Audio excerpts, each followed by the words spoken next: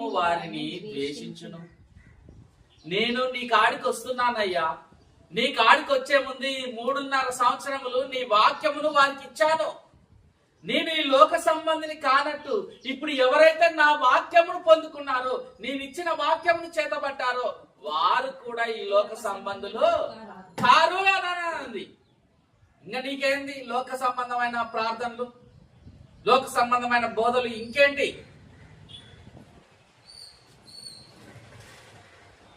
వారికి నీ వాక్యం ఇచ్చి ఉన్నాను. ఆ వాక్యం పొందనంత వరకు అపోస్తులు కూడా అపోస్తులు కాదు, వారు లోక సంబంధులే. ఎప్పుడైతే దేవుని వాక్యం చేతబట్టారో ఇప్పుడు వారు లోక సంబంధులు కారు అనుంది. ఇప్పుడు లోక సంబంధులు కారు కనుక లోకం ఏం చేస్తుంది? వారిని ద్వేషిస్తుంది.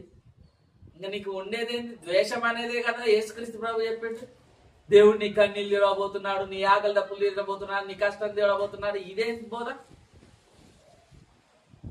ఇది కాదా మనకు టీవీ సెల్లు పెట్టినా, టీవీ పెట్టినా, ఎవడు వాట్సాప్ స్టేటస్ పెట్టినా ఇయే కాదా లోక సంబంధమైన ఆశల వైపు చూపిస్తూ దేవుడి వైపు నడవమంటే ఎట్లా నడుస్తారు? నువ్వంతా లోక సంబంధమైన బోధ చేయి, చివరికి దేవుని చూపి. అసలు నువ్వు ఎవరైతే యేసుక్రీస్తు ప్రభువును చూపిస్తున్నావో ఆయన వారి లోక సంబంధాలు గారు, లోకం వారిని ద్వేషిస్తున్నానన్న. మరి ఇప్పుడు ఎవరు మాటిందా? యేసుక్రీస్తు మాటిందానా? ఆ అయ్యగారుల మాటిందానా? ఎవడన్నా చెప్తాడా? ఇదే